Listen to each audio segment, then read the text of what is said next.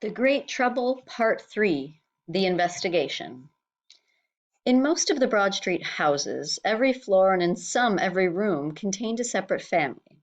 It was therefore, in many cases, not enough to take the word of the ground floor people with regard to the habits of the house. Each family had to be visited, and as far as possible, each member of the family conversed with. Quote from Reverend Henry Whitehead, The Broad Street Pump, an episode in the cholera epidemic of 1854, from Macmillan's Magazine, December 1865. Chapter 15, in which I am given a daunting and important task. Monday, September 4th. The next morning I woke long before dawn. First off, I reached into my pocket. The 3 shillings Dr. Snow had given me were still there, plus the 2 I'd earned working with Charlie the coffin man. As it got light, Dr. Snow's animals began to stir. I was wide awake, too.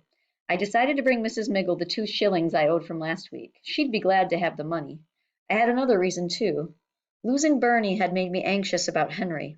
I knew my little brother wasn't anywhere near the cholera outbreak. Still, I'd feel better if I'd checked on him. Slipping out of the shed, I soon left Dr. Snow's quiet neighborhood behind. I made my way along winding streets and alleys, darting around horses and carts on the way to market, and being careful to avoid fresh piles of dung. Mrs. Miggle was so surprised to see me, and especially my shillings, that she gave Henry and me 2 hot cross buns each to stuff in our pockets. Come on, then, I'll walk you to school today, I told Henry. Ain't it too dangerous, Eel? Because of him? I poked Henry in the ribs, which made him giggle. Just this once. We'll be careful. Do you miss her, Eel? Henry wanted to know as we walked along. I nodded. Of course. Don't you? Henry bit his lip and nodded. I do, but I can't see her clear in my mind anymore. That's not your fault. You were still 6 when she died, I told him gently. I thought of the sketches Florrie had made for Betsy. At least Betsy would have something to help her remember her mother's face. Did he love her, Eel? Of course Pa loved her. Not Pa. I hardly remember him, Henry said. You know who I mean. Him. No, I told Henry firmly. He didn't. Bill Tyler is a villain, and don't you forget it. He married our mum because she was beautiful and sweet, and she agreed because she hoped that he would take care of us, but that ain't what happened. He never loved her, and you can be sure our stepfather never loved us. I grabbed Henry's arm. And that's why, if you ever see him coming, you gotta run. You understand me? You run as fast and hard as you can, and you get away from him. You can't trust him. He weren't so mean to me, Henry protested, trying to pull out of my grasp. I pinched his thin arm so hard he began to whimper. Listen to me, Henry. Promise me you'll run if you ever see him. Will you do that? Henry was nearly trembling with fear now, and I was sorry for that, but he was too trusting. I promise, he sniffed. But how long do I have to stay at Mrs. Miggles? Why can't I come live with you? Because you can't, I said shortly. Maybe I'll run away and find you, he said, his lower lip trembling. Henry, don't say that, I hissed. You gotta stay with Mrs. Miggle, you hear me? Henry threw his arms around me and buried his face in my shirt. Sorry, Eel, he mumbled. I'll be good. I miss you. I know, I whispered. Everything will turn out fine, I promise. Go on now. And he scurried away into school. I was still worried about Henry all the way back to Sackville Street. How was I going to make things better? Why couldn't Mrs. Miggle be nicer? I was so caught up in my own thoughts I didn't even hear Mrs. Weatherburn come up behind me as I worked in the shed. She cleared her throat. I mumbled, Mornin'. Young man, is that how you say good morning to your betters? No, ma'am. I gave a little bow. Good morning, Mrs. Weatherburn. Humph. Clearly my performance was not entirely satisfactory. The doctor says you are to come into the kitchen for your breakfast and then to his study when you're done, she ordered. Mrs. Weatherburn put her hands on her hips, looking me up and down. Her white apron was as bright as a cloud. And brush the straw and dirt from your sleeves before you step into the house. Yes, ma'am. Inside, she'd set a place for me at the small table in the kitchen. There was tea, toast, and an egg, sticking straight up in a cup. I stared at it. Take its head off, she instructed. Beg your pardon, ma'am? With your spoon. Take the top of the egg off with your spoon, she told me shortly. We'd never had eggs in cups like this at home. Mrs. Weatherburn watched my struggles for a minute, then simply strode across the kitchen to do it for me. She made me so nervous I felt sure the egg I did manage to swallow would curdle in my stomach. More tea? She asked. Please, ma'am, thank you, I said, my mouth full of toast. Not only toast, but jam. Real raspberry jam. This time I hadn't been able to resist. I've been Dr. Snow's housekeeper for a good while now, she remarked as I chewed. A kinder gentleman you'll never meet. Yes, ma'am, I managed. That was clearly the safest answer. He's very dedicated to science, she said, emphasizing the word with reverence. Yes, ma'am, I'm sure he is. Was she going to give me yet another long lecture about Dr. Snow being a genius? And as I've told you before, I'll not have him taken advantage of in any way, especially not by a greedy street urchin.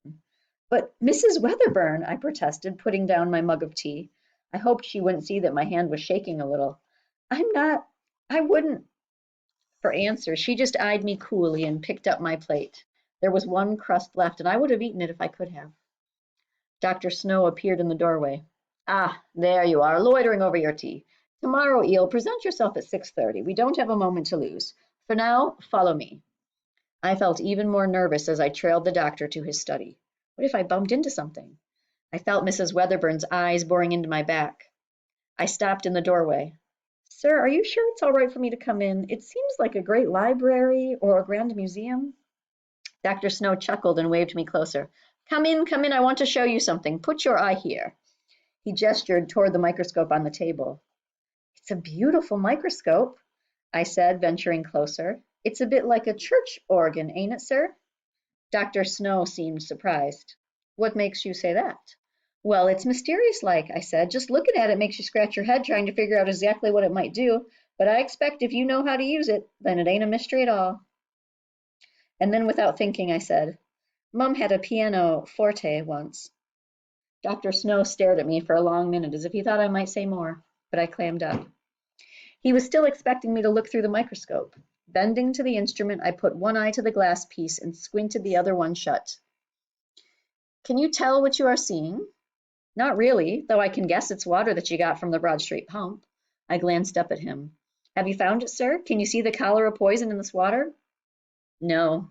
I can find nothing unusual, Dr. Snow said. Later, I'll bring a sample to my colleague, Dr. Arthur Hassel, who has a more powerful telescope. He began to pace back and forth behind his desk. But even then we may learn nothing, for while I believe there must be some substance in the water, some kind of poisonous material that causes the cholera, it may be too small for us to see. Could it be floating in the air too, Dr. Snow? I asked. The cholera poison, I mean. As I mentioned yesterday, my work in this area leads me to believe that whatever causes the disease is ingested. On account of the canal. For the life of me, I couldn't remember its name. Alimentary canal, yes. The symptoms of the Blue Death are vomiting and diarrhea, which are usually caused by eating or drinking something bad, Dr. Snow said. Now we just have to prove it to the committee. Sir, about that, I said hesitantly, I was just wondering, what do we want the committee to do? Ah, I haven't explained that, have I? Dr. Snow exclaimed. It's quite simple, lad. We want them to take the handle off the Broad Street pump. As it turned out, Dr. Snow wouldn't be able to start gathering evidence right away. I have a tooth extraction to attend this morning, he explained. After that, I will take the samples to Dr. Hassel for him to look at. What about me? Am I supposed to start talking to people all on my own? Not yet. First, you are going to make a map, Dr. Snow instructed. That sounds important. He laughed. Don't worry, it will only be in pencil. I will undoubtedly do one in pen later when I write up my final paper on our investigation. But we must start somewhere, Eel, he concluded, and I believe I can trust you to begin. Trust. The word stuck with me like a good, hearty breakfast. Not that I'd had many breakfasts as fine as the one Mrs. Weatherburn had given me that morning. There was hardly anyone left who trusted me except for Henry and Florrie. And after this morning, even Henry seemed to doubt me. As for grown-ups, well, Mr. Griggs was gone now, and the kindest men at the Lion Brewery, Abel Cooper and Mr. Edward Huggins, most likely had come to believe I was a thief. Maybe when the epidemic was over, I could try to explain what had happened. For now, I felt the weight of the task the doctor had given me. Dr. Snow was depending on me, and that counted for something. He handed me a notebook and pencil. Include all the streets around Broad Street, he instructed, and be sure to mark the location of the public water pumps. My friend Florrie Baker is a lot better artist than I am, I said, looking at the blank white pages dubiously. Ask her to help if you like, he said. We're not creating art, though. The key is to make the map clear and readable, and most of all, accurate.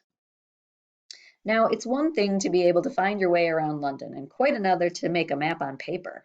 I'd already crumpled up 2 pages of scribbled lines when I presented myself at Florrie's door on Berwick Street. She opened it herself, looking a little less tired than she had the day before. I explained about the map and showed her my third attempt. I think I need help. She took one look and burst out laughing. I'd say so, Eel. You're supposed to be drawing streets, not wandering streams. And Broad Street may be called that, but it's not that wide. On your map, Broad Street looks like the Thames. So, can you help me? But if I thought Florrie would do it all herself while I stood by and watched, I was wrong. I'll draw the lines, she told me, but you'll need to help with the street names. We decided to begin in Golden Square, which most folks thought of as the heart of the neighborhood. If Dr. Snow is a scientist, he's going to want his map to be precise, Florrie said, opening the notebook to a clean sheet. How large an area does it need to cover? Pretty big, I think. Let's go as far as Hanover Street, which is past Regent Street to the west. We can go south to Piccadilly Circus, east to Soho Square, and just past Oxford Street to the north, I suggested. All right, let's put Broad Street just about in the center of our map. Now, to be precise, we should make Regent Street wide and the other streets like Golden Place and Angel's Court small and narrow. You can help with that part too, Eel. How so? Florrie grinned. You can count, can't you? So that's what I did. For hours, Florrie had me count my steps, going across roads and up and down them too, while she carefully sketched a map across 2 large sheets of paper. It was hot, and my feet got tired, but Florrie insisted that we include every lane and court, Hopkins Street, Duck Lane, Portland Mews, Dufour's Place, and many other besides. Everywhere we went, especially close to Broad Street, we noticed the same thing. The streets were eerily quiet. Most families had left, the shops were closed, all because of the Blue Death. Put a mark right there for the pump, I said, looking over Florrie's shoulder as we stood on Bridal Street. We don't want to forget that. Dr. Snow said it will be important to the investigation. She stopped to shake out her hand, which was cramped from holding the pencil for so long. She wiped sweat from her forehead with a corner of her apron. You haven't been drinking the water any more, have you? I asked, noticing how pale her face was. I mean, Dr. Snow's not sure the Broad Street pump is bad, but just in case. I haven't, and I told my parents and Nancy and Danny to stop, she said, but they didn't believe me. Nancy said the water from Street has always tasted better than water from any other pump. She didn't understand how it could be bad. Still, I dumped out her bucket and walked all the way across Oxford Street to the pump on Berners Street. Nancy said I was daft. It's good that you did that. Dr. Snow could be right. We were walking along Berwick Street now. In the distance, I saw a horse and cart with coffins loaded in the back. Charlie must still be at work. The streets were almost deserted, but that didn't mean the outbreak was over. How many more people had died these last few days, I wondered. Listen, you've done most of the work here, Florrie. When I get paid, I'll give you one of my shillings for this week, I offered. You've earned it. That's all right. I'm glad to help. Seeing the empty streets of our neighborhood had made her angry and sad. I hate this great trouble. We have to make it stop. But you can buy me an Italian ice anytime, she added with a grin. At her doorstep, Florrie handed me the map. It really was beautiful. Florrie, remember how you said you wanted to make something that would last a long time? I asked. Well, I think you might just have done it.